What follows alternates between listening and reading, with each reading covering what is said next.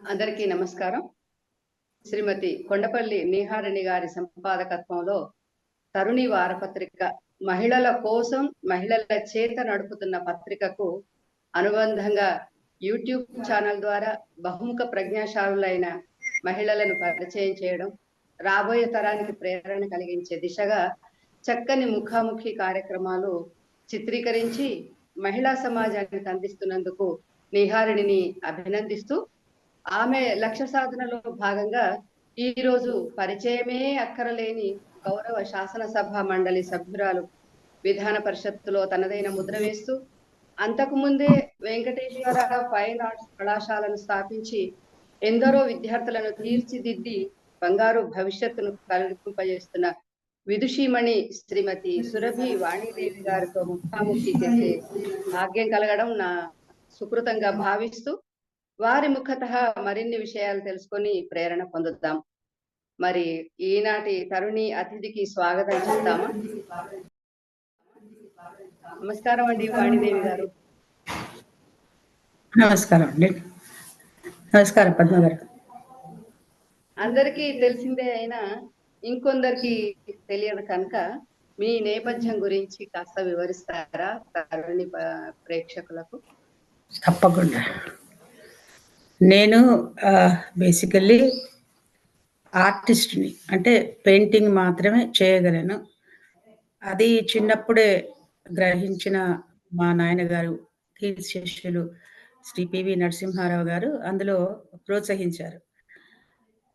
అందుకే ఆ తర్వాత నేను కొండపల్లి శేషగిరిరావు గారి నేతృత్వంలో శిష్యరికంతో నేను కాలేజీలో జాయిన్ కావడం, బిఎఫ్ఏ చేయడం. అంతకుముందు బిఏ చేసినా నాకు ఆ తర్వాత ఎంఏ చేయాలని ఇష్టం లేక నేను ఫైన్ ఆర్ట్స్ వైపు మొగ్గు చూపడం, దాంతో నేను ఫైన్ ఆర్ట్స్ కాలేజీలో జాయిన్ కావడం జరిగింది.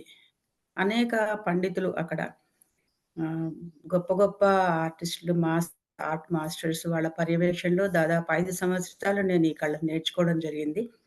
ఇదే నాకు పెద్ద టర్నింగ్ పాయింట్. ఒక నాలోని చేసే ఒక గుణాన్ని వెలికి తీసిన విద్యాభూషణ్ రావు గారు కావచ్చు, అట్లాగే వాసుదేవ్ కపట్రాలని మా ప్రొఫెసర్ ఉండేవారు. వీళ్ళంతా కూడా నాకు చిన్న చిన్న టీచింగ్‌కు సంబంధించిన అసైన్‌మెంట్స్ ఇచ్చేవాళ్ళు. నేను నా గ్రాడ్యుయేషన్ అయిపోయిన తర్వాత. నేను వాళ్ళకేదో మా గురువులు చెప్పిండ్రు గదా అని మేము చేసేవాళ్ళం. అప్పుడు కొన్ని అవకాశాలు వచ్చినాయి మాకు. టెంపరరీ టీచర్స్ లాగా జాయిన్ కావడం. అంటే ఇప్పుడు టెన్యూర్ అంటారు. అట్లా కాంట్రాక్ట్ లెక్చరర్‌గా జాయిన్ కావడం. ఆ తర్వాత మళ్ళీ ఒక మంచి అవకాశం వచ్చి నేను రెగ్యులర్ టీచర్ కావడం, ఇంటర్వ్యూస్ అవ్వడం. ఇది నా నా నేపథ్యం. అయితే కాలేజీలో జాయిన్ కాకముందే నేను 11థ్ క్లాస్‌లో ఉండంగానే రెడ్డి కాలేజ్‌లో చదువుకున్న సందర్భంలో దాని పక్కనే కేశవ మిడిల్ స్కూల్ అని ఉండేది. అందులో మంచి పెద్ద డిపార్ట్మెంట్ ఉండేది. Art department. వాళ్ళు చాలా ప్రోత్సహించేవాళ్ళు. అంటే లెక్కలు ఎంత అవసరమో పెయింటింగ్ గూడా అంత అవసరం అన్నట్టుగా. అంటే ఆర్ట్ ఎడ్యుకేషన్ గూడా అంత అవసరం అన్నంత బాగా వాళ్ళక్కడ మంచి డిపార్ట్మెంట్ ఉండింది. అక్కడ అదృష్టవశాత్తు మా గురువుగారు శ్రీ నరేంద్ర శ్రీవాత్సవ్ గారు. నరేంద్రరాయ్ శ్రీవాత్సవ్ గారు గొప్ప నేషనల్ అవార్డీ ఆయన. మన దగ్గర కాపురాజయ్య గారంటే అందరికీ తెలుసు గానీ, నరేంద్ర శ్రీవాత్సవ్ గారు చాలా మందికి తెలీదు. వాళ్ళ శిష్యరికంలో షోలాపూర్ ఎగ్జామ్స్ రాద్దాం అనుకున్నాము. కానీ షోలాపూర్ ఎగ్జామ్స్ కన్నా కూడా ఇది ఇంకా పైమెట్టు. అది చిన్న డిప్లొమానే. కానీ బిఎఫ్ఏ అంటే కొంచెం ఇంకా స్టాండర్డ్ అన్నట్టు. అట్లా నాకు లక్కీగా కొండపల్లి శేషగిరిరావు గారి శిష్యరికంలో నేను అక్కడికి వెళ్ళి కాలేజీలో జాయిన్ కావడం, తర్వాత కళా టీచర్‌ని, ఉపాధ్యాయురాలిని. అంటే నేను పెయింటింగ్ చేసుకోవడం, నేను వర్క్ చేయడం ప్రొఫెషనల్ ప్రాక్టీసేగా టీచింగ్ ఆర్టిస్టులు అంటారు. ఆర్టిస్టులు, టీచింగ్ ఆర్టిస్టులు. అట్లా నా కెరీర్ స్టార్ట్ అయింది. అప్పుడు మా గురువు గారు శ్రీ శ్రీ శివానందమూర్తి గారి నాలోని కళను చూసి, "నువ్వు ఒక కాలేజీ పెట్టు. నువ్వు ఒక కాలేజీలో పనిచేయడం కాదు." ఆయన అన్న మాటలు అంటే గొప్పవాళ్ళ మాటలు ఎప్పుడూ వృధా పోవని మనం చెప్పాలనింది. నువ్వు జీతం తీసుకోవడం కాదు. నువ్వు 10 మందికి జీతం ఇచ్చే స్థాయిలో ఉన్నావు అనంటే నన్ను అట్లా ప్రోత్సహించారు. మరి గురువుల మాటలెప్పుడు వ్యర్థం కావన్నట్టుగా మరి గురువుగారి ప్రోత్సాహంతో యాక్చువల్లీ 3 సంవత్సరాల దాకా నాకు ఫ్రీ అకామిడేషన్ గూడా ఇచ్చారు కాలేజీ స్థాపించిన తర్వాత. ఆ తర్వాత కొత్తగా ల్యాండ్ తీసుకోవడం, మాదాపూర్‌లో కాలేజెస్ షిఫ్ట్ కావడం. ఒక కాలేజీ పెట్టిన అనుభవంతోని రెండో కాలేజీ పెట్టడం ఇంకా సులభం. అట్లా ఫైన్ ఆర్ట్స్, ఫార్మసీ, ఆర్కిటెక్చరు, తర్వాత కేజీ టు పీజీ రీసెర్చ్ దాకా వచ్చింది మనకిప్పుడు. సో, సురభి ఎడ్యుకేషనల్ సొసైటీ అని స్థాపించి 1990లో. దీంట్లో ముఖ్యంగా నాన్నగారు ఎంతైతే నన్ను ప్రోత్సహించినారో, మా వారి పా ఇందులో కూడా చాలా ఉంది. దయాకర్ రావు గారు మా వారు. ఆయన గూడా నాకెంతో సహకరించినారు. నేను చేసే ప్రతి పనికి గూడా తన సహకారంతోనే నేనిక్కడి దాకా రాగలిగాను. స్పెషల్లీ కొన్ని మనం ఎన్ని చెప్పుకున్నా మగవాళ్ళు చేసే పనులు, ఆడవాళ్ళు చేసే పనులు మన సమాజంలో ఉన్నాయి. విడదీయలేము అది మనం. కానీ ఇప్పుడు ఇంకా చాలా ముందంజ వేస్తుంది ఆడవాళ్ళకు. సాధ్యం కానిదంటూ లేదు. చాలా సంతోషం. కానీ ఇంకా అప్పుడు అంటే 30 ఏళ్ల క్రితం ఒక ల్యాండ్ కొనుక్కోవడము, దాన్ని రిజిస్ట్రేషన్ చేయడము, దాన్ని కన్‌స్ట్రక్షన్ చేయడం అనేది కొంచెం ఎక్కువ ఛాలెంజింగ్‌గా మగవాళ్ళే చేసేవాళ్ళు. మనం కొంచెం వెనకుండేవాళ్ళం. ఒక 2 అడుగులు వెనకుండేవాళ్ళం. సో, దయాకర్ రావు గారి సహకారంతో నేనిన్ని కాలేజీలు నెలకొల్పగలిగాను. అట్లాగే మంచిగా నడుపు ఇది నా నేపథ్యమమ్మ. చాలా చాలా చాలా బావుందండి. తెలుగు జాతియే గర్వించే బహుముఖ ప్రజ్ఞాశాలురైన నాన్నగారు ఒక ప్రపంచం మొత్తం తెలుసు వారి ప్రజ్ఞ విశేషాలు. అటువంటి నాన్నగారితో మీ అనుబంధం ఎలా ఉండేది? మామూలుగా 1990 దాకా నేను సురభి ఎడ్యుకేషనల్ సొసైటీ ప్రారంభించే ముందు దాకా కూడాను అందరిలాంటి దాన్ని నేను. భారతదేశంలో ప్రతి గృహిణి లాగానే ఏదో ఉద్యోగం ఇంకా అవకాశం ఉంది గనుక చిన్న ఉద్యోగం చేసుకొని పిల్లల్ని పోషణ, వాళ్ళ ఆరోగ్యము ఇవి ఇంతవరకే ఉండేదాన్ని. ఆ తర్వాతనే నాన్నగారి ప్రధానమంత్రి పీఠం స్వీకరించిన తర్వాత మా అమ్మగారు మా చిన్నప్పుడే గతించడం జరిగింది. నా 18వ ఏటలో. సో, నాన్నగారేమో మరి వెంట తప్పకుండా ఎవరో ఒకరు ఉండాలి. సో, అప్పటికే నేను ఉద్యోగం చేస్తున్నాను. మిగతా ఇద్దరు అమెరికాలో ఉన్నారు. ఇంకా ఒక చెల్లెలు అప్పుడప్పుడే పెళ్ళయింది. తను క్యారింగ్ ఉండే. అట్లాగే పెద్దక్కయ్య ఎక్కువ బయటికి తిరిగేది కాదు. సో, నాకొక గొప్ప అవకాశం భగవంతుడిచ్చాడు. నాయన వెంటనే ఉండాలి. అలా నాన్నగారు ప్రమాణ స్వీకారం చేసిన తర్వాత పీఎంఓ నుంచి నాకు పిలుపొచ్చింది. మీరు ఫస్ట్ లేడీగా నాన్న వెంట ఉంటారా? కాన్సెంట్ ఇవ్వండి అని. అంటే అంత మంచి వరం దేవుడొచ్చి వరం అడిగితే వద్దంటామా మనం? ఇమ్మీడియేట్‌గా మా వారు యాక్సెప్ట్ చేయమన్నారు. పిల్లలందరూ కూడాను ఎంతో సంతోషంగా మేము చదువుకుంటాం. మేమెప్పుడు తిప్పలు పెట్టం నిన్ను. నువ్వు నాన్నగారితోని వెళ్ళమని పిల్లలు కూడా బాగా సహకరించారు. మా వారు గూడా నేనెప్పుడు మా నాన్నగారితోని బయటికెళ్ళినా తన పిల్లలను చాలా చక్కగా చూసుకునేవారు. ఏమాత్రం నేను లేని లోటు లేకుండా బాగా చూసుకునేవారు. ఎందుకంటే ఆళ్ళందరూ గూడా అప్పుడప్పుడే హై స్కూల్ అయిపోయి కాలేజీలోకొస్తున్న వాళ్ళు, కాలేజీకి పోయేవాళ్ళు, ఇంటర్మీడియేట్‌కి ఆ స్థితిలో ముగ్గురు బిడ్డలు గూడా ఉన్నారు. సో, అది క్రూషియల్ ఏజే. Mothers support is very important. కానీ అదొక పెద్ద భగవంతుడిచ్చిన ఒక అవకాశంగా నేను ఎందుకంటే నాన్నగారి వెంటే ఉండడం మా తల్లి చిన్నప్పుడే పోయింది. తర్వాత నాన్నగారికి ఒక చిన్న సేవ చేసే భాగ్యం. ఎంతమందికి పిల్లలకు దక్కుతుంది. ఆ సేవాభావంతోనే నేను యాక్సెప్ట్ చేసినాను. నిజంగా అది ఒక పెద్ద టర్నింగ్ పాయింట్ మా లైఫ్‌లో. చాలా నాన్నగారితోని దాదాపు 48 దేశాలు నేను ప్రయాణం చేయడం జరిగింది. ఈ యాత్రలో ఆహ్, నాన్నగారు ఎక్కువ 75 నుంచి ఢిల్లీలో ఉన్నారు గనుక, మాకెక్కువ సాన్నిహిత్యం లేకుండింది. అంటే రోజు ఇంట్లో అమ్మానాన్నలను చూసి అంటే ఏ నిమిషంలో తల్లిదండ్రులు ఎట్లా రియాక్ట్ అయితారు, పిల్లలు ఎట్లా ఉంటారు, ఇటువంటి ఇంత క్లోజ్ నెట్‌వర్క్ లేకుండే. మా చిన్నప్పుడే పెళ్ళయ్యి వెళ్ళిపోయినాము హ్మ్. అత్తగారిళ్ళకి. కానీ నాన్నగారి సాన్నిహిత్యం ఒకే ప్రయాణం. ఇక్కడి నుంచి కంపల్సరీ నీకు 15 గంటలు ఒక దేశం వెళ్ళాలంటే, 20 గంటలు ఒక దేశానికి వెళ్ళాలంటే, ఫ్లైట్‌లో అదే ప్లేస్‌లో కలిసి ఉండి చూసే అదృష్టం దొరికింది నాకు వెంటనే. ఆయన అవసరాలు గుర్తించి నేను అడగకముందే ఆయన అవసరాలు చాలా చిన్నవి. చాలా సింపుల్ మనిషి ఆయన. చాలా ఎవరి మీద డిపెండ్ అయ్యేవారు కాదు. కొంచెం కూడా డిపెండ్ అయ్యేవారు కాదు. ఒక చిన్న తర్వాత చాలా క్లోజ్‌గా అబ్జర్వ్ చేసే అవకాశం దొరికింది. 'ఏకసంత్రగామి' మీ అందరికీ తెలుసు గదా! తర్వాత ఒకసారి వింటే జ్ఞాపకం ఉండిపోతుంది. అంతే. అది ఎట్లా సాధ్యమో ఇప్పటికీ నేను ప్రయత్నం చేస్తుంటా గానీ ఆహ్, ఒక 5 ఏళ్ల నుంచి ఒక పద్యం నేర్చుకున్నా మళ్ళీ ఎక్కడో ఒక తప్పు దొరుకుతుందన్నట్టుగా. కానీ మరి వాళ్ళు కారణ జన్ములమనే అనుకుంటాను. ఎవరు ఏ ఏ దేశానికి వెళ్లి అంటే మామూలుగా పీఎంఓలు ఎవరైనా ఆఫీస్ నుంచి కొంత మీ ఏమంటారు ఒక మిగతా ఆ దేశానికి వెళ్ళంగానే అక్కడొచ్చే మీటింగ్‌లో ఏం మాట్లాడాలని వాళ్ళే ఉపన్యాసం రాసిస్తారు. వీళ్ళు చదువుతారంతే. కానీ నాన్నగారికి అట్లా ఇష్టం ఉండేది కాదు. తనదంటూ ముద్ర ఉండాలని. మీరు చూస్తారు నాన్నగారు తర్వాత ఆహ్, నాన్నగారు మాట్లాడిన అన్ని ఉపన్యాసాలు గూడా అన్ని లాంగ్వేజెస్‌లో వచ్చినాయి.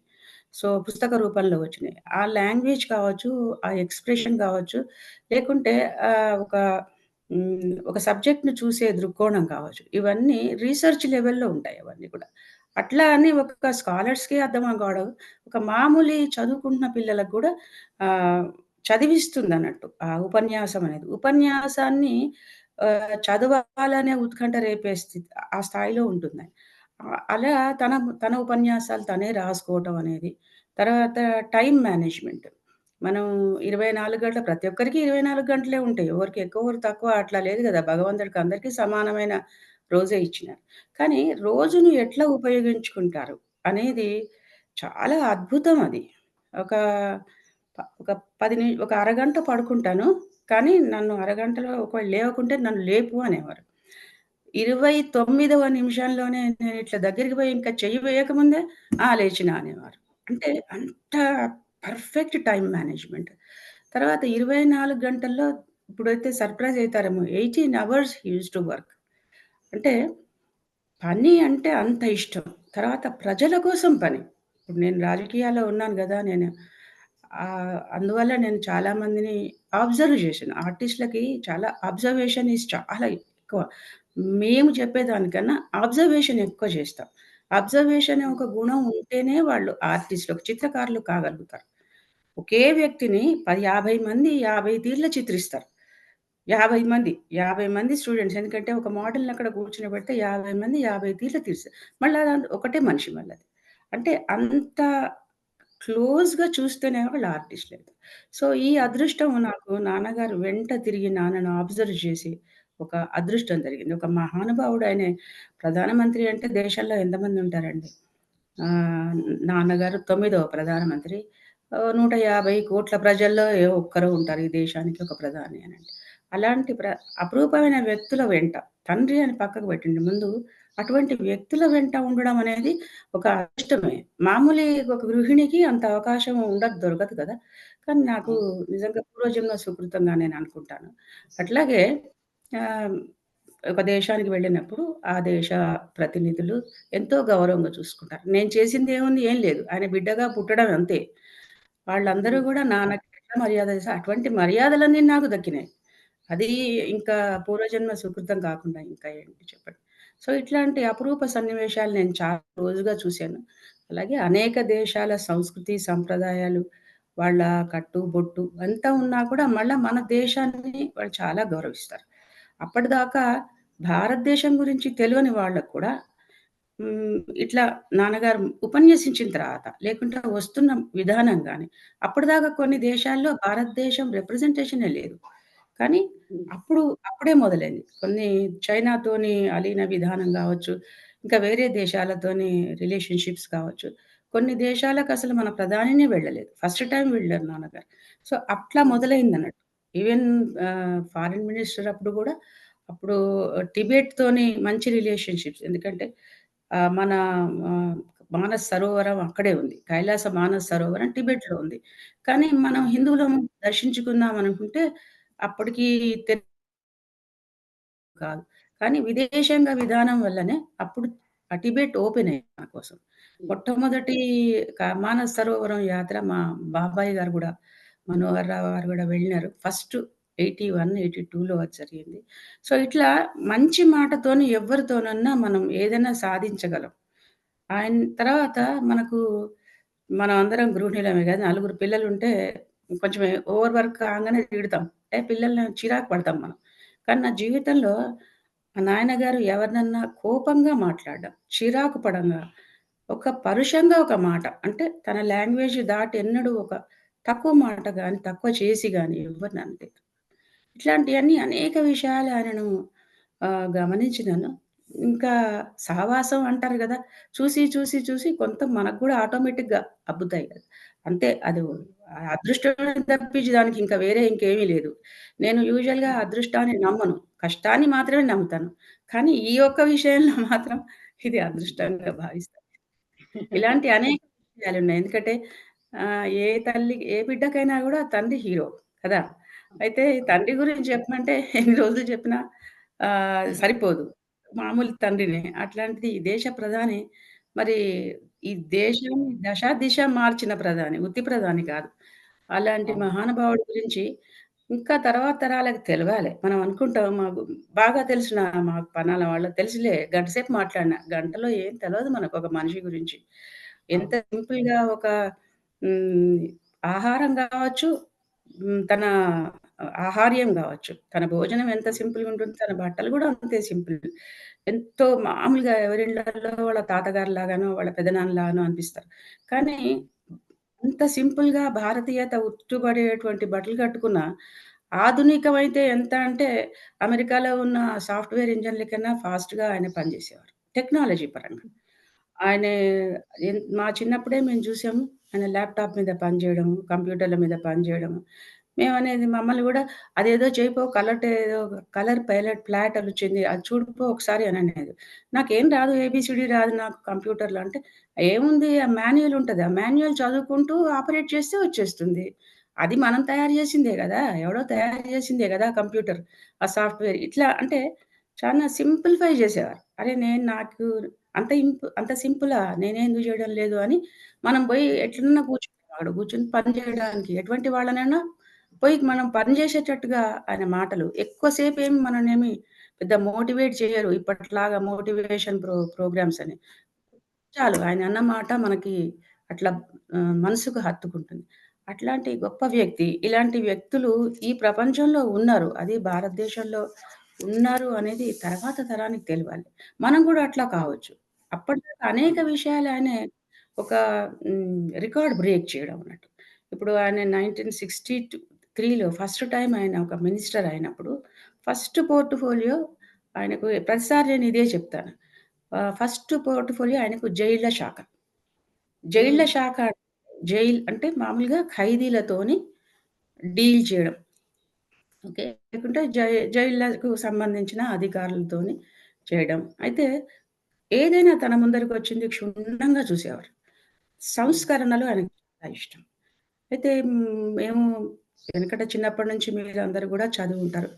యూజువల్‌గా అవును. ఈ స్వాతంత్రోద్యమంలో చాలా మందిని జైల్లో వేయడం, 4/6 సెల్స్‌లో ఉండడము, ఆ సెల్స్‌లోనే చీకటి గదుల్లో ఉండడము, పొద్దున అరగంట కాసేపు ఏమంటారు ప్రకృతి కాలకృత్యాల కోసం బయటికి తీసుకొచ్చి అట్లా అలా అసహ్యంగా వాళ్ళు ఖైదీలను పెట్టేవాళ్ళు. కానీ నాయనగారికి నిజంగా గూడా అప్పుడు స్వాతంత్ర సమరయోధులు. ఇప్పుడు హ్మ్. ఏదో చిన్న చెడ్డ పనులు చేసి జైల్లోకి పోయినవాడు. కానీ అచంచలమైన విశ్వాసం ఏంటే మనిషి పనికిరాని మనిషి అంటూ ఎవరుండరు ఈ ప్రపంచంలో. తర్వాత పరివర్తన అనేది తప్పకుండా ఉంటుంది. మనిషి హ్మ్. పరివర్తన చెందుతాడని నమ్మకం. తను జైళ్ళ శాఖ తీసుకోగానే వెంటనే దాంట్లో సంస్కరణలు స్టార్ట్ జేసి ఓపెన్ జైల్ సిస్టమ్ అన్నారు. ఇప్పటికి గూడా అదే ఓపెన్ జైల్ సిస్టమ్ ఎప్పుడు స్టార్ట్ అయిందని మీరు గూగుల్‌లో కొట్టండి 1962 అని వస్తుంది. సో, అట్లా తనంటూ ఒక ముద్ర. అట్లాగే అనేక పోర్ట్‌ఫోలియోలు దేవాదాయ శాఖ గావచ్చు, ఎడ్యుకేషన్ గావచ్చు, తెలుగు అకాడమీ స్థాపించిండు. ఎడ్యుకేషన్ గురించి చెప్పేదుంటే, మనకు 11థ్ క్లాస్ అప్పుడు నేను లాస్ట్ బ్యాచ్‌ని హెచ్ఎస్‌సి అనేవాళ్ళు. 11థ్ హ్మ్. క్లాస్ దాకా మన ఇష్టం వచ్చిన మీడియం తీసుకోవచ్చు. యూజువల్‌గా మనం ఊరు హ్మ్. నుంచి ఫిఫ్త్ క్లాస్ దాకా చదువుకున్నా గనక తెలుగు మీడియంలో మనం జాయిన్ అయిపోతాం. కానీ హై స్కూలు అయిపోయిన తర్వాత మనం ఫర్దర్ చదువుకోవాలి మనం అంటే అన్నీ ఇంగ్లీష్ మీడియంలో ఉండేది. పీయూసీ ప్రీ అవును. యూనివర్సిటీ కోర్స్ అని ఒక సంవత్సరం ఉండేది. అన్నీ ఇంగ్లీష్‌లో ఉండేవి. హిస్టరీ అయినా ఇంగ్లీష్‌లో చదువుకోవాలి. పొలిటికల్ సైన్స్ అయినా ఇంగ్లీష్‌లో చదువుకోవాలి.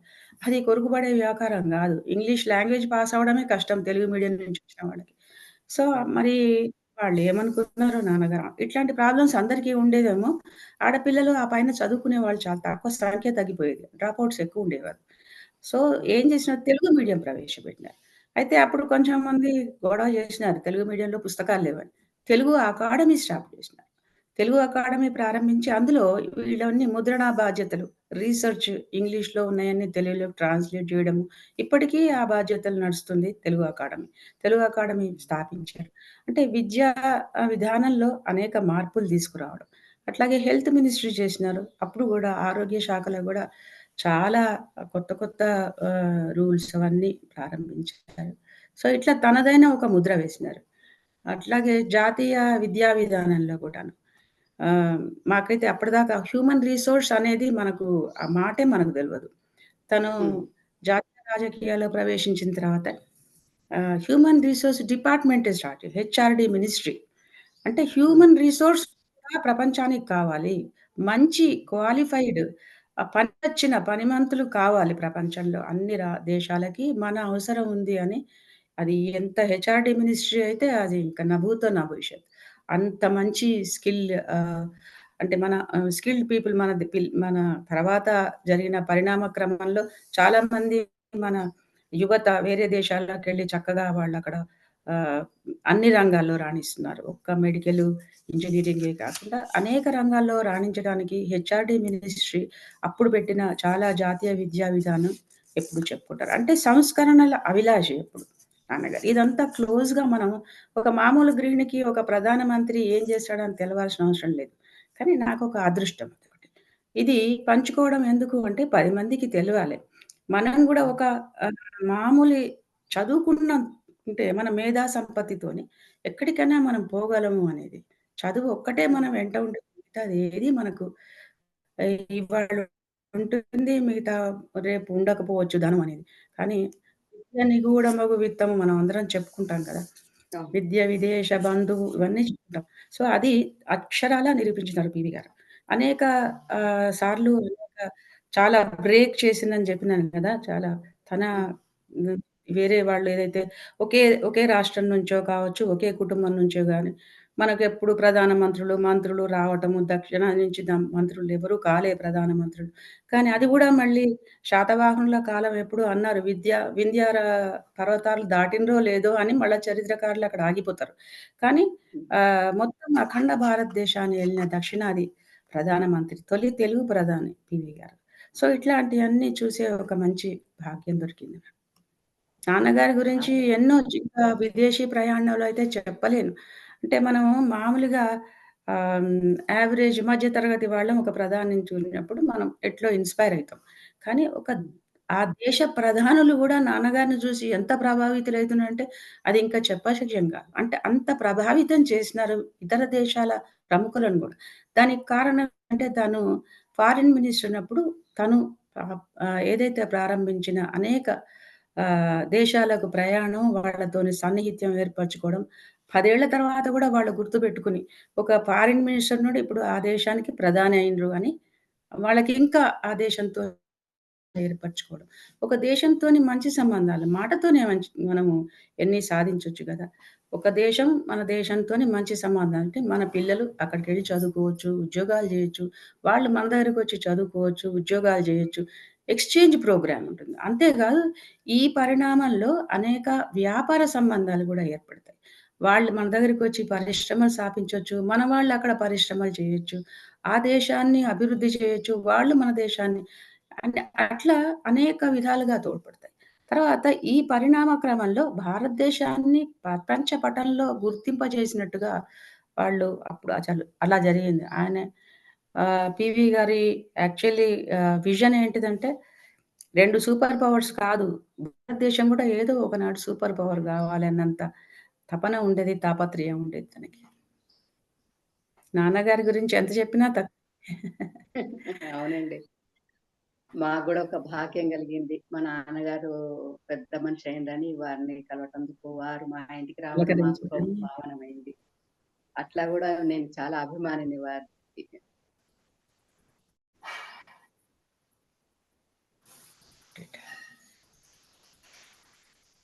ముఖ్యంగా ఎక్కువ విదేశీ ప్రయాణాలు చేశారని ఇప్పుడు చెప్పారు గదా! అందులో మర్చిపోలేని సంఘటనలు గాని, ఫస్ట్ లేడీగా మిమ్మల్ని ఆహ్వానించినప్పుడు ఆనాటి విశేషాలు యాహ్! ఏవైనా మీరిప్పుడు మా ప్రేక్షకులకు షేర్ చేస్తారా? విదేశీ ప్రయాణాలు ఒక గ్రంథం రాయొచ్చు. అయితే 1, 2 మీతోని షేర్ చేసుకుంటాను. మనకు పారిస్ తెలుసు గదా! పారిస్ అంతా ఫ్యాషన్ ప్రపంచానికి ఒక గొప్ప ఇదేమంటారు అంతకన్నా ఫాస్ట్ ఇంకా ఫ్యాషన్‌లు అంత ఫాస్ట్‌గా మారిపోతుంటాయి అక్కడ. నిన్న ఉన్న డ్రెస్ ఇవాళ మారిపోతుంది. ఇవాల్టిది ఇంకో సాయంత్రం వరకల్నే పాత పడిపోతుందని. చాలా లేటెస్ట్ ఫాస్ట్‌గా నడుస్తుంటాయి అక్కడ. అందులో మేము నాన్నగారు, నేను ఒకసారి పారిస్ వెళ్ళినప్పుడు కొన్నేమో నాన్నగారితోని తప్పకుండా డిన్నర్‌లు, లంచ్‌లు కొన్ని కొన్ని ప్రోటోకాల్ ప్రకారం ఉండాల్సొస్తుంది. అవును. కొన్నేమో వాళ్ళ సమావేశాలు మాత్రమే ఉంటాయి. ఔట్‌సైడర్స్ ఉండరు. ఓన్లీ హెడ్స్ హ్మ్. ఆఫ్ ద స్టేట్స్ మాత్రమే ఉంటారు. అట్లాంటి టైంలో ఫస్ట్ లేడీకి గాని, మిగతా సభ్యులకి ఒక సైట్ సీయింగ్ తీసుకెళ్తారు. అందులో భాగంగా నన్ను సరే వాళ్ళకి అంత తొందరగా తోచలేదేమో కొన్ని లోవర్ మ్యూజియం అవి చూసాను. మ్యూజియంతో హ్మ్. పాటు ఒక ఆహ్, ఫ్యాషన్ మ్యూజియం తీసుకెళ్ళినారు నన్ను. అందులో ఓకే. 'మార్లిన్ మన్రో' వేసుకున్న డ్రెస్సు, ఇట్లా లైన్‌గా రకరకాల డ్రెస్సులన్నీ అక్కడ అక్కడ డిస్‌ప్లే జేసి ఒక్కొక్క డ్రెస్ గురించి దాని పుట్టుపూర్వోత్తరాలు, ఎవరు డిజైన్ చేసినారు, ఎవరు వేసుకున్నారు, ఏ క్వీన్ వేసుకుంది, లేకుంటే ఏ సినిమా యాక్టర్ వేసుకున్నారు, ఏ సినిమాలో ఉన్నాయి. ఇలాంటియన్నీ మ్యూజియం గైడ్, క్యూరేటర్ ఉంటారు గదా! వాళ్ళు చెప్పుకుంటూ చివరగా ఆహ్, నన్ను వేదిక మీదకి తీసుకెళ్తారు. చిన్న స్టేజ్ లాగుంటది. అక్కడ సైన్ చేయమంటారు. కామెంట్ చేయమంటారు యూజువల్‌గా. ప్రతి మ్యూజియంలో గూడాను. సో, కామెంట్ రాసాను. ఏదో కామెంట్ నాకు తోచింది రాసిన తర్వాత, "నేను మీ గురించి ఏమన్నా మాట్లాడొచ్చా?" అని ఆ క్యూరేటర్ అడిగింది. ఏం హ్మ్. మాట్లాడుతుంది? రిపోర్టరా ఏంటి అనుకున్నా. యాహ్! యూ కెన్ టాక్ అన్నా. అంటే ఇప్పుడు ఇవన్నీ ఈ డ్రెస్‌లన్నీ చూసిన తర్వాత మీరు కట్టుకున్న ఈ చీర ఏమంటారు దీన్ని అని. నేనేమో మామూలు ప్లెయిన్ కంచి పట్టు చీర కట్టుకున్నాను. ఇంకా జరీలవన్నీ నేను వేసుకునేదాన్ని కాదు. అందులో ఎటువంటి జరీ లేనిది ఉట్టి ప్లెయిన్ చీర మాత్రమే. ఇగో మీ చీర అన్నిటికన్నా బావుంది. మీ డ్రెస్. ఇదొక పెద్ద అద్భుతము. ఒక 2 నిమిషాలు నేను మాట్లాడతానని Indian women is all Indian womens are great ఆర్టిస్ట్‌లు. ఒకటి ఎవరు చూసినా ముగ్గులేస్తారు. ఏం చదువుకోని వాళ్ళు గూడా చుక్కలు లెక్కలు పెట్టేసి ఏంటో టకటక ముగ్గులేసేస్తారు. మేమేమో ఒక బొమ్మ వేయాలి, ఓ డిజైన్ వేయాలంటే ఎంతో కష్టంగా ఏమి చుక్క లేదు, ఏమి లేకుండా గూడా గోళ్ళ మధ్య నుంచి బియ్యపు పిండి వేసుకుంటూ ఏదో మరి అది రంగు వేసుకుంటూ వాళ్ళు అదొక డిజైన్ జేస్తారు. అట్లాగే ఒక 7 గజాల చీరని ప్లెయిన్ క్లాత్‌ని టకటక చీర కట్టేసుకుంటారు. ఆ తర్వాత ఆ చీరతోని పని గూడా జేసుకుంటారు. బస్సెక్కుతారు, దిగుతారు, ఉద్యోగాలు జేస్తుంటారు. ఇది సర్ప్రైజ్ గాకుండా ఇంకా ఏంటి? ఎంత తెలివిగల వాళ్ళు, ఎంత కళాకారులు ఇండియన్ వుమెన్. అండ్ వాళ్ళ dress is more beautiful than any dress in the world. అది కామెంట్. అది నాకు చాలా గర్వకారణం అనిపించింది. అంటే యూజువల్‌గా మేము తప్పకుండా ఇండియన్ డ్రెస్ వేసుకోవాలి. దట్ ఈస్ అవర్ ఐడెంటిటీ కదా! సో, మనం ఇంకా 10 మందిలో వాళ్ళేసుకున్న ప్యాంట్, షర్ట్ ఏసుకుంటే మనం గుంపులో గోవిందంటాం. కానీ మన దేశాన్ని రిప్రజెంట్ చేసినప్పుడు మన డ్రెస్ మనం వేసుకోవాలి. అది చాలా గర్వం అనిపించింది. అట్లాగే చేతులెత్తి మనం నమస్కారం జేస్తుంటాం గదా! నమస్తే అని అవును. మనం విష్ చేస్తాం. అది వాళ్ళకి చాలా ఇష్టం. ఎందుకంటే ఎవరు తగలాల్సిన అవసరం లేదు. ఇప్పుడైతే కరోనా వచ్చిన తర్వాత అందరూ నమస్కారాలు జేస్తున్నారు గానీ, అప్పుడే వాళ్ళు బాగా అప్రిషియేట్ చేసేవాళ్ళు. అట్లాగే చాలా విషయాలు. నేను బంగ్లాదేశ్ వెళ్ళడం జరిగింది. అక్కడ సముద్ర ప్రయాణం అంటే చాలా సంతోషం. కానీ పడవలో సముద్ర ప్రయాణం చాలా బావుంటుంది. అంటే చిన్న, హ్మ్. చిన్న బోట్‌లు చాలా పెద్ద బోట్‌లు గావు. అందులో పోతున్నప్పుడు నన్ను సైట్ సీయింగ్ తీసుకొని పోతున్నారు. సముద్రంలో పోతున్న తర్వాత అక్కడ హ్మ్. చక్కటి నాతో పాటున్న పిల్లలు పాటలు పాడుతున్నారు. అంటే లేడీస్ కొందరు నాకు గూడా కంపెనీ ఉంటుందని ఫారిన్ అఫైర్స్ వాళ్ళు ఇద్దరు, ముగ్గురు పిల్లలు వాళ్ళు గూడా. ఒక గైడ్ వీళ్ళందరూ ఉంటారు. ఎక్కడి దాకొచ్చాము, మనం ఎంత దూరం, ఎన్ని నాటికల్ మైల్స్ వచ్చినాం ఇట్లాంటియన్నీ చెప్తుంటారన్నమాట వాళ్ళు. అయితే నేను మీకేం గావాలి అనని ఏమో అంటే, నాకేమొద్దు 'ఠాగూర్' రాసిన ఒక పాట ఉంటది 'ఎక్లా చలో ఎక్లా చలో' అని చాలా బావుంటుంది. ఆ పాట ఎవరన్నా పాడతారా ఇక్కడ అన్నా. వాళ్ళకి ఎంత హ్మ్. సర్ప్రైజ్ అంటే ఆంధ్రప్రదేశ్ వాళ్ళకు అంటే ఎక్కడో దక్షిణాది వాళ్ళకి బెంగాలీల పాట తెలుసు వాళ్ళకి. ఆ పాట పాడమంటున్నారు ఇంకా వాళ్ళకి ఎంత ఆనందం పట్టలేకపోయిండ్రు. కానీ దానికి కారణం అప్పుడు వాళ్ళు అడిగినప్పుడు, "మీరు చదివినరో లేదో గానీ మీ శరత్ సాహిత్యాలన్నీ మేమందరం అవపోసన పట్టినాం. అన్నీ గూడా అవును. అవన్నీ తెలుగులోకి ట్రాన్స్‌లేట్ అయింది. ఎక్కడ హ్మ్. ఏది సాంస్కృతిక సభ పెట్టినా గూడా రవీంద్రనాథ్ ఠాగూర్ అని మొట్టమొదలు మేము మెన్షన్ జేస్తాం. మాకు పెద్ద ఆడిటోరియం ఉంది హైదరాబాద్‌లో. ఇట్లాంటియన్నీ చెప్పినప్పుడు మనం సన్నిహితులం అయితాం. ఇట్లాంటి అవును. అనేకమైన విషయాలు. ఇంకా కాకుండా నాకు పర్సనల్‌గా ఒక ఆహ్, ఇన్సిడెంట్ మీతోని పంచుకోవాలని ఉంది. రష్యా వెళ్ళినాం. రష్యా వెళ్ళిన తర్వాత అక్కడ ప్రోటోకాల్ ప్రకారం డిన్నర్‌కి పోతుంటే అక్కడ రష్యన్ ప్రెసిడెంట్, ఆయన వైఫ్ అట్లాగే నాన్నగారితో నేను కలుసుకొని ఒక ఫోటో దిగాలి. ఆ ఫోటో దిగిన హ్మ్. తర్వాత ఆ ఫోటో సెషన్ అయిన తర్వాత మన దేశం నుంచి ఒక గిఫ్ట్ వాళ్ళకిస్తాం. అట్లాగే వాళ్ళ హ్మ్. గిఫ్ట్ మనకిస్తారు. ఆ ఇస్తున్న సందర్భంలో నేను మామూలు నాకేదో చేతికిచ్చింది ఆయన హ్మ్. ఆ దేశ ప్రధాని వైఫ్‌కి ఇయ్యబోయినా. ఆయనేమన్నాడు, "అరే! నువ్వు పెయింటింగ్ జేస్తావు గదా! నువ్వు ఆర్టిస్ట్‌వని నాకు తెలుసు. నువ్వు ఏదో ఇచ్చిన గిఫ్ట్ ఇస్తున్నావంటే I am expecting a painting from you" అన్నాడు. అంటే ఇది పెద్ద గొప్ప అనుభవం. ఏంటంటే ఒక వేరే దేశ ప్రధాని నా ప్రొఫెషన్ గురించి, నా ప్రొఫైల్ వాళ్ళు చదువుతారంటే ఇమాజిన్ ఇది ఒక గొప్ప ఏమంటారు భాగ్యం అని అనుకుంటాను. రికగ్నిషన్. గ్రేట్ భాగ్యమే రికగ్నిషన్. అది. అంత గొప్ప కదా! అలాంటి చాలా అది చాలా విషయాలు పెద్ద గౌరవం. ఇంకా ఎన్నో చెప్పుకోవచ్చు అట్లాంటియి. యాహ్! అయితే మరి ఇప్పుడు మీరు చిత్రరచన ఈ విదేశీ వాళ్ళతోటి మీరు మీరు ఇంత పొగడ్తలు అందుకున్నప్పుడు, ఆ చిత్రరచన చేయాలనే ఆలోచన మీకు ఎలా కలిగింది? ఏ వయసులో మీరు ఈ చిత్రించడం మొదలుపెట్టారు? అది మీకు ప్రేరణ ఎక్కడి నుంచి వచ్చింది? ప్రేరణ నాకు తెలీదు గానీ, చదువు కన్నా ఎక్కువ బొమ్మలు వేయడం ఇష్టం అనిపించేది. ఎందుకో కారణం ఏమీ తెలవదు. దానికి మా గ్రామీణ మన గ్రామీణ వాతావరణం ఎక్కువ కావచ్చు. నేను 5వ తరగతి వరకు మా ఊరు వంగరలోనే చదువుకున్నాను. వంగర హ్మ్. ఊరు తర్వాత చివరికి మా ఇల్లు దాటి ఇంకా వెళ్ళి ఆ తర్వాత స్కూలుంటుంది. ఫిఫ్త్ క్లాస్ దాకా. Third, fourth, fifth second class దాకా వీధి బడిలోనే. మా మా ఇంట్లోనే ఒక మాస్టరు అందరికి ఊరి పిల్లలకందరికీ చదువు చెప్పేవాళ్ళు. 20, 30 మంది. ఆ తర్వాత నాన్నగారే అక్కడ స్కూల్ తీసుకొచ్చినారు. బిల్డింగ్ కట్టినారు. ఆ స్కూల్‌లోనే మేము థర్డ్, ఫోర్త్, ఫిఫ్త్ 3 ఏళ్ళు చదువుకున్నాను. ఆ సమయంలో ఆ స్కూలు వాతావరణం ఆ ఊరు వాతావరణం నన్ను బాగా ప్రభావితం చేసిందని చెప్పొచ్చు. మరి అందరికీ అటువంటి భావం కలుగుతుందా తెలీదు గానీ, నా భావన చెప్తాను. మా ఊరు చుట్టూ కొండలుంటాయి.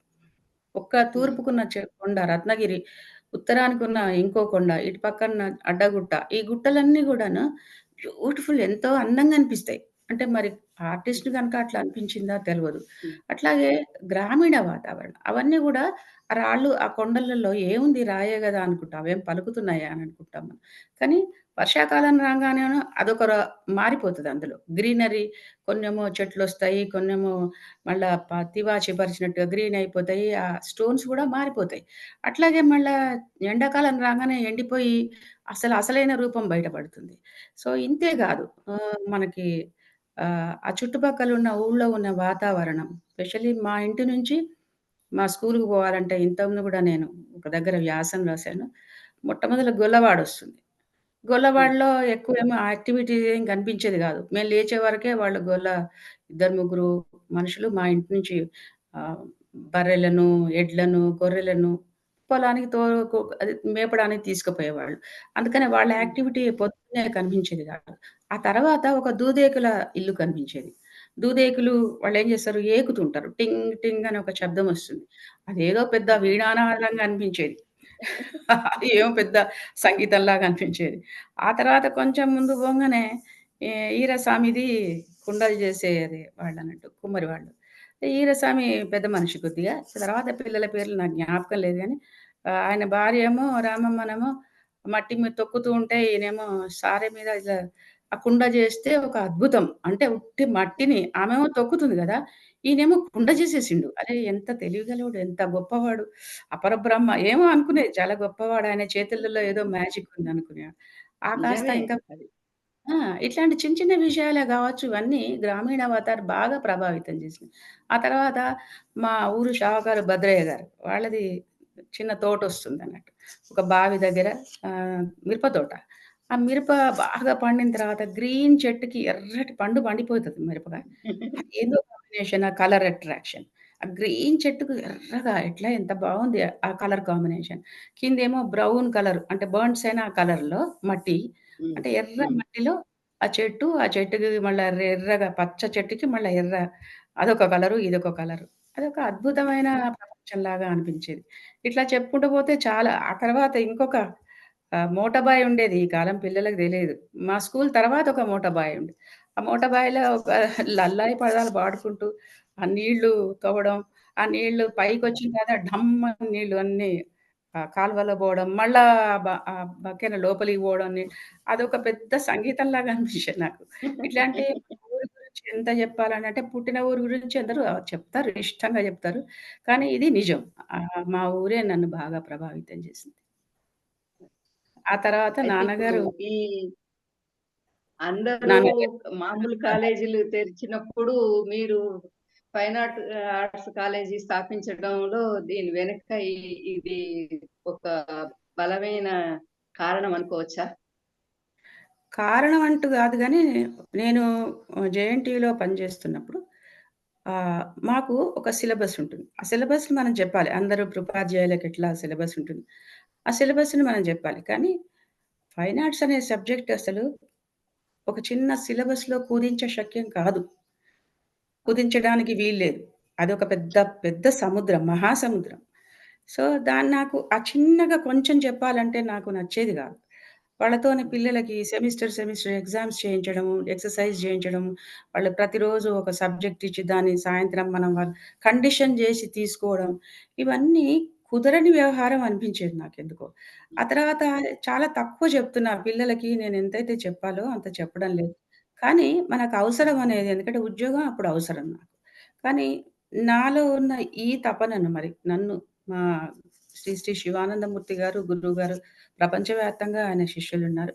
ఎవరి దగ్గర ఏముందో ఆయనకే తెలిసేమో మరి. ఎవ్వరు ఏం చేస్తారు ఈ ప్రపంచానికి, ఎందుకు పనికొస్తారో మరి వాళ్ళే గుర్తించే వాళ్ళేగా గురువులు. సో, ఆయన ఎందుకో ఒకసారి తెలుసు నేను ఆర్టిస్ట్‌నని.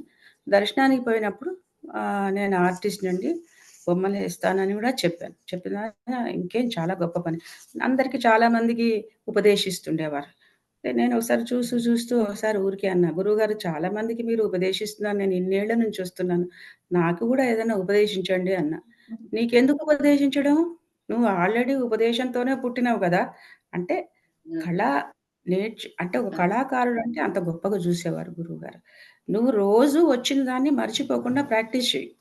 నువ్వు ఏదో ఒక కారణం ఆడపిల్లలు ఏం జేస్తారంటే ఏదో ఇంటి పనులని చెప్పేసి టైం దొరకలేదని అంటారు. ఎప్పుడు రోజు నువ్వు ప్రాక్టీస్ చేయాలి. ఏం లేకుంటే ఒక సిబ్లింగ్ ప్యాడ్ మీద గూడా ఊరికే ఇట్లా స్క్రిబుల్ చేసుకుంటూనన్నా కూర్చో. కానీ తప్పక నీ రిస్ట్ తప్పకుండా నీ చెయ్యి తప్పకుండా పని జేయాలి అని. సో, అట్లా ఉపదేశం. అదే ఉపదేశం. ఆ తర్వాత నాలో ఉన్న తపనను గ్రహించిన గురువుగారు నేనప్పటికి జేఎన్‌టీయూలో పనిజేస్తున్నాను. ఒక మంచి కమర్షియల్ కాంప్లెక్స్‌కి తీసుకెళ్లారు. ఇది నేను నీకు ఫ్రీగా ఇస్తాను. నువ్వు ఎన్నేళ్ళు కావాలంటే అన్నేళ్ళు. నువ్వొక కాలేజీ పెట్టు. నువ్వు ఉద్యోగం జీతం తీసుకోవడం కాదు. నువ్వే 10 మందికి జీతం ఇచ్చే విజువలైజ్ జేస్తున్నా నేను. నాకు తెలుసు. నీలో నేను చాలా భయపడ్డాను. అంటే ఎక్కువ ఆలోచిస్తున్నారా అని. కానీ గురువు గారి పట్ల ఉన్న ఒక నమ్మకంతోని నిజమే నాకే తెలవదేమో నా గురించి అన్నంత ఒక విశ్వాసం అంతే గురువుగారి మీద. ఇమ్మీడియేట్‌లీ నేను ప్రపోజల్స్ పంపించడము, సరే ఆహ్, మంచి పని చేస్తుంటే 10 మంది హెల్ప్ చేస్తారని బాగా నమ్ముతాను. దానికి సంబంధించిన వాళ్ళు. ప్రోత్సహించొచ్చు, డిస్కరేజ్ చేయకపోవచ్చు. ఇట్లాంటియన్నీ నాకు అదృష్టం కలిసొచ్చిందనే అనుకుంటాను. మెల్లిమెల్లిగా నేను అడిగిన అన్నీ గూడాను అప్రూవల్స్ అన్ని బాడీస్ నుంచి నాకు రావటం. తర్వాత నాకెప్పుడైతే కాలేజీ స్థాపించినానో, అప్పుడు నాకు ఇష్టంగా పిల్లలకి చెప్పడం. చూడండి ఈ చిన్న అసైన్‌మెంట్ ఇవాళ పొద్దున ఇచ్చినాను. 3 అవర్స్‌లో మీరు కంప్లీట్ చేస్తారు. కానీ ఇంతకు మించి చాలా ఉంది. మనం ఒక ఒక ఆకునో, ఒక పువ్వునో తీసుకొని దాన్ని డిజైన్ జేస్తున్నాం. దాన్ని రిపీటెడ్‌గా నువ్వు డిజైన్ అది తప్పకుండా చేయాల్సిందే.